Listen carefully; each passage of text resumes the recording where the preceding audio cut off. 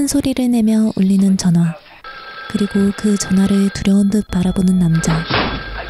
아내가 받겠다고 하지만 기어코 자신이 전화를 받습니다. 전화를 통해 들리는 음성은 생각했던 사람의 것이 아닌 듯 안도하며 희미하게 웃습니다. 이 남자가 전화 받길 두려워하는 이유는 대체 무엇일까요?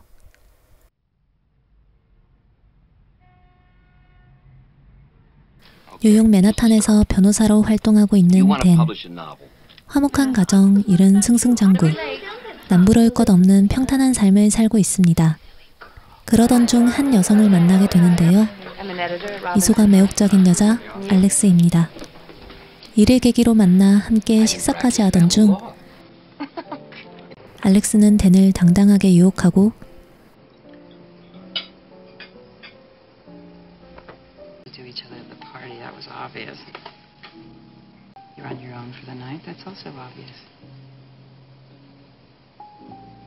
댄은 그런 알렉스의 유혹을 덥석 받아들입니다. 아내와 딸은 지금 친정에 여행을 갔으니 하루 잠깐 즐긴다고 생각하고 일을 저지르고야 맙니다. 반면 알렉스는 달랐습니다. 알렉스는 댄과 더 많은 시간을 보내기를 원했습니다. 하지만 댄에게 하룻밤 놀아놨을 뿐이라는 사실을 깨달은 알렉스는 댄의 마음을 돌리기 위해 엽기적이고도 집착적인 행동을 보입니다.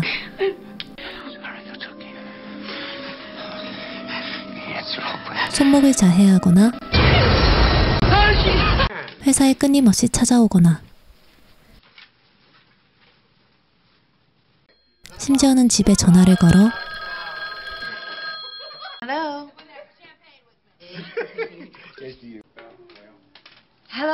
아내가 받으면 끊는 것이었습니다. 아내가 혹시라도 이 사실을 알게 될까 전전긍긍하던 댄은 알렉스를 다시 만나 차갑게 선을 그으려고 합니다. 그때 알렉스는 말합니다. 댄은 알렉스에게 낙태를 권하지만 알렉스는 낳아서 키우겠다고 합니다. 장난으로 또 가벼운 마음으로 만난 여자가 자신의 아이까지 임신하다니. 댄은 알렉스의 약점을 잡기 위해 알렉스 집에 무단 침입합니다. 그리고 알렉스의 물건들을 샅샅이 뒤져보기도 하는데요. 알게 된 사실이라곤 알렉스가 한때 결혼했었다는 것, 그리고 남편이 사망했다는 것 뿐입니다. 댄을 향한 알렉스의 집착은 나날이 커져가서 이제는 댄의 가족들을 괴롭히는 데까지 이릅니다. 댄 몰래 집에 찾아와 아내와 수다를 떨거나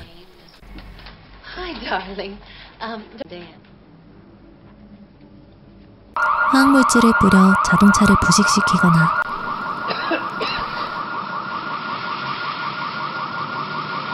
분노의 심정을 담은 카세트 테이프를 보내거나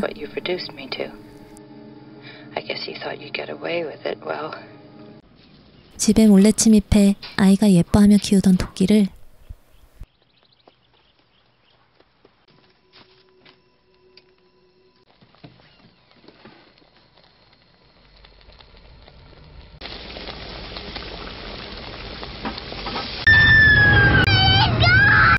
냄비에 끓이거나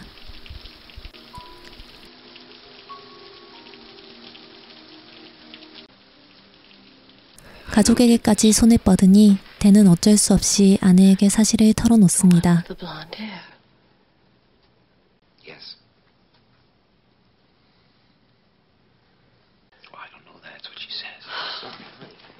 바람을 피운 것도 모자라 임신까지 시키다니. 아내와 딸은 큰 충격을 받고 결국 댄과 아내는 별거에 이르게 됩니다. 댄은 가족들과 이전처럼 다시 화목하게 지낼 수 있을까요? 아니면 알렉스의 소나기에서 벗어날 수 없게 되는 걸까요? 영화는 1987년에 만들어졌고 미국 내에서 8주 연속 1위를 차지할 정도로 인기를 끌었습니다. 제60회 아카데미 시상식 작품상, 감독상, 각색상, 여우주연상, 여우조연상, 편집상 후보작으로 오르기도 했습니다. 감독은 에드리안 라인으로 위험한 정사 이후의 로리타 라는 또 다른 파격적인 작품의 감독을 맡기도 했습니다. 댄 역할을 소화한 배우는 마이클 더글라스인데요. 많은 분들이 아실 대표작으로는 앤트맨, 원초적 본능, 장미의 전쟁 등이 있습니다. 1988년 아카데미 시상식 남우주연상을 수상하기도 하며 최근까지도 활발하게 활동을 이어가고 있습니다. 영화의 핵심인 알렉스 역할을 맡은 배우 글렌 클로즈는 2019년 영화 더 와이프를 통해 아카데미 시상식 여우주연상 후보에 오르기도 했습니다. 데뷔한 이후로 지금까지 여우조연상 3회, 여우주연상 4회 등 7차례나 아카데미 후보에 올랐지만 아쉽게도 모두 무관에 머물렀습니다. 위험한 정사 속 알렉스 캐릭터가 워낙 인상적이다 보니 2008년 인터뷰를 할 때도 아직도 남자분들이 저에게 와서 와 진짜 무서웠어요 라거나 제 결혼 생활을 구해주셨어요 라고 말하기도 한다고 했다고 하네요. 불륜에 다른 영화지만 불륜하면 이렇게 위험해질 수 있다 는 경고성 메시지를 담고 있기에 현지에서 더욱 인기를 끌지 않았나 싶습니다. 남편과 꼭 봐야 하는 영화 정도로 입소문 타지 않았을까 추측이 되네요. 사이코 스릴러 영화의 조상, 그다지 잔인하지도 않은데 소름 끼치게 무서운 영화를 보고 싶으시다면 위험한 정사 한번 보시는 건 어떨까요? 지금까지 무비피루였습니다.